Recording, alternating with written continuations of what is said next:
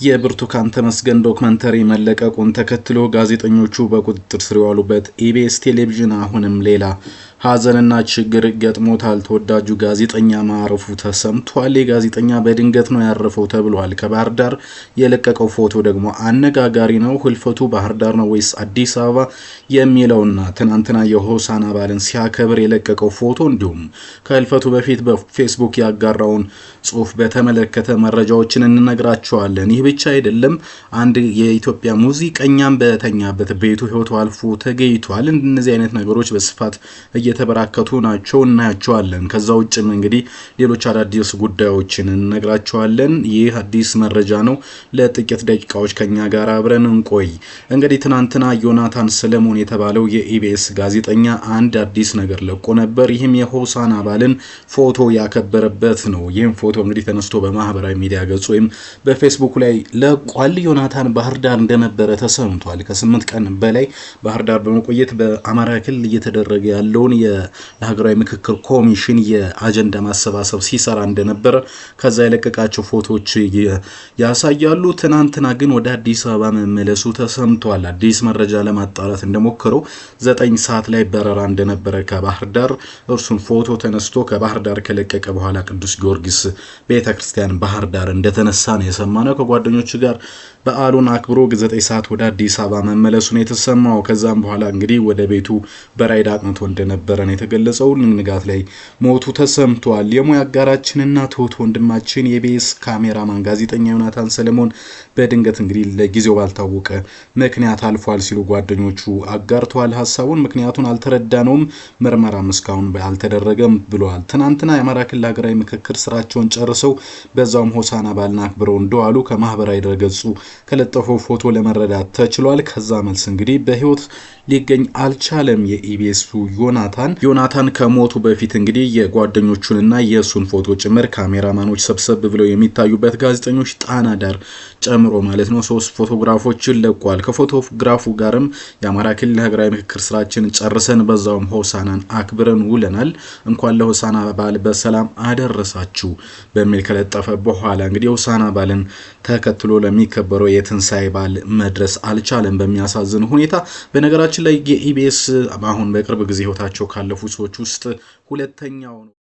ባለፈ ጊዜ ጥር 14 ማለት ነው ኢቢኤስ አንድ ጋዜጠኛ ህይወቱ አልፏል። በኢቢኤስ ቴሌቪዥን የአዲስ ነገር ዜና ክፍል ባልደረባ የነበረው ጋዜጠኛና ደራሲ ታድላ በራም እንዲሁ ባደረበት በሕክምና ሲረዳ ቆይቶ ጥር 14 2017 ዓ.ም ህይወቱ ማለፉን የምናስታውሰው ጉዳይ ነው። ኢቢኤስ በወቅቱም እንግዲህ የሀዘን መልእክቱን አስተላልፎ እንደነበረ ይታወቃል። ዮናታን እጅግ ተወዳጅና ኢቢኤስ ከሚታዩ የሚያማምሩ ምስሎች ጀርባ ያለ ሰው እንደነበረ ተገልጿል። ለዚህ የሚረዳ ዘንድ በፌስቡክ ገጹ ስለ ደግነትና ስለ ሌሎች ጉዳዮች ያጋራውን ጽሑፍ እንንገራችሁ። ሰውየው ያለችውን አንድ ግመል ተጠቅሞ ወተት ዋለ ሰፈሩ በመሸጥ የታወቀ ነው ይላል። ይህን ያለበ የሚሸጠው ወተት ለመንደሩ አልበቃ ቢለው ንጹህ ወተት ነው በማለት ውሃ ጨምሮ በማብዛት መሸጥ ጀመረ። በዚሁ ተግባር ብዙ አትርፎ ሌላ ግመል ገዛ። ከሁለቱ ግመሎች የሚያገኘው ወተት እንዲሁ ውሃ በመጨመር የሸጠ ሀብቱ በአስደንጋጭ ሁኔታ እየጨመረ ሄደ ይላል በድንገት ህይወቱ ያለፈው ጋዜጠኛ። በዚሁ ስራው ብዙ ግመሎችና ፍየሎች በብዛት ገዛ። አንድ ቀን ያሉትን ግመሎችና ፍየሎች በአዋሽ ወንዝ ዳርቻ ላይ በለምለም ቦታ አሰማርቷቸዋል አለ።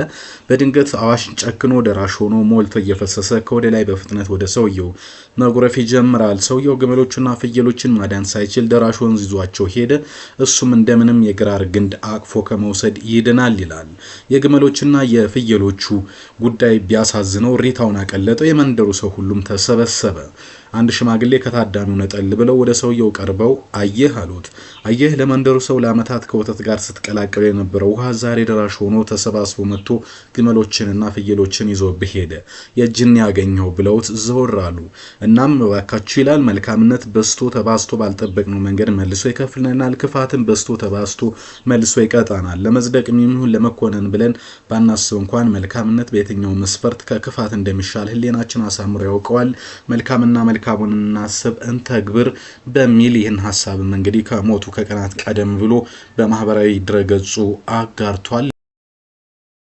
አሁንም በፌስቡክ ገጹ ላይ መመልከት የቻልነው ጉዳይ ነው። ኢቢኤስ እንግዲህ እጅግ ከባድ የሀዘን ጊዜም የመከራም ሊባል ይችላል ወይም ደግሞ መከራ እንኳን ባይባል የቀውስ ጊዜን እያሳለፈ ነው የሚገኘው። በርካቶች በመዝናኛ ቻልነቱ የሚመርጡት ኢቢኤስ፣ ግማሾቹ ጋዜጠኞቹ ታስረዋል። የብርቱካን ጉዳይ ገና ያልተቋጨ ነው።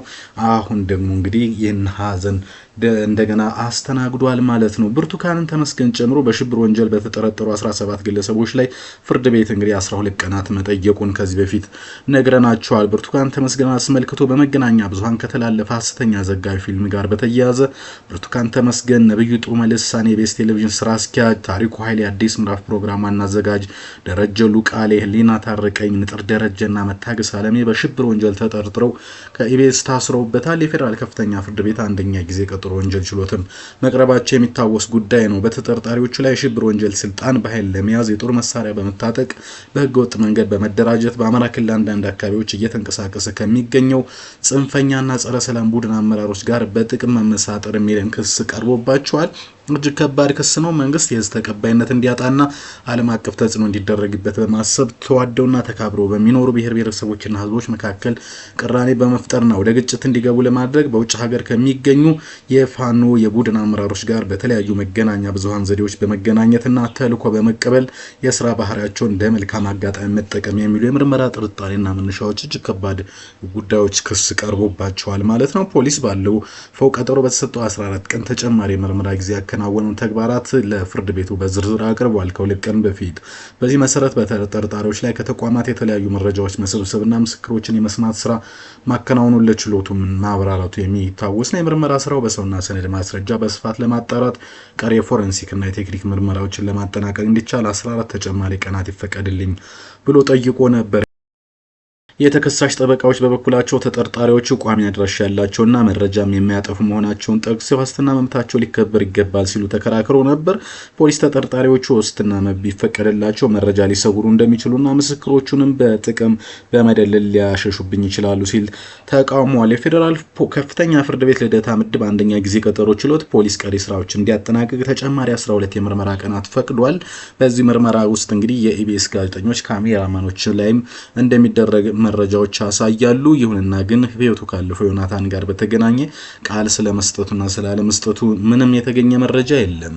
ለማንኛውም ወደ ሌላ መረጃ እንለፍ። ትናንትና የቀድሞ ሮሃ ባንድ ሳክስፎኒስቱ በመኖሪያ ቤቱ ሞቶ መገኘቱ ነው የተገለጸው። ከቀደምት ሮሃ ባንድ አባላት መካከል ተጠቃሽ ነው። አርቲስት ስምኦን ሊባኖስ በመኖሪያ ቤቱ ህይወቱ አልፎ እንደተገኘ ጋዜጠኛ ግርማ ፍስሐ አርቲስቱን የቀድሞ ስራ ባልደረባና ጓደኛ ሙዚቀኛ ዳዊት ይፍሩን ዋቢ አድርጎ ዘግቧል። ትናንትና ጋሽ ዳዊት ይፍሩን እንዲህ አለኝ። እጅግ አሳዛኝ ሁኔታ ውስጥ ነን። የዛን ዘመን የሮሃ ባንድ ሳክስፎኒስት የቀድሞ የስራ ባልደረባና ጓደኛ የነበረውን አርቲስት ሰለሞን ሊባኖስ ወይም ዮናስ ደገፉ ህንድ ኤምባሲ አካባቢ በሚገኘው መኖሪያ ቤቱ ህይወቱ አልፎ ተገኝቷል ብሏል። ለምርመራ አዲስ አበባ ፖሊስ አስክሬኑን ወስዷል ተብሏል። ግን ሌላው የሚያሳዝነው ቤተሰቦቹን ማግኘት አለመቻሉ ነው እና ቤተሰቡ ወይም ወዳጆቹ አዲስ አበባ ፖሊስ መጠየቅ ትችላላችሁ ሲል መረጃውን አጋርቷል ማለት ነው። ክቡራትና ክቡራን የአዲስ መረጃ ቤተሰቦች ለአሁን ያስኩላችሁ ጉዳዮች እነዚህን ይመስሉ ነበረ። በቀጣይም እንግዲህ ሌሎች አዳዲስ መረጃዎች ሲኖሩ ወደ እናንተ አደርሳለሁ። ላይክ፣ ሼር፣ ሰብስክራይብ በማድረግ የአዲስ መረጃ ቤተሰብ ይሁኑ። የምትሉት ጉዳይ ካላችሁ ሐሳብ፣ አስተያየት ኮሜንት ቦክሳችን ክፍት ነው፣ እንቀበላለን። መልካም ቀን እንዲሁላችሁ ተመኘን።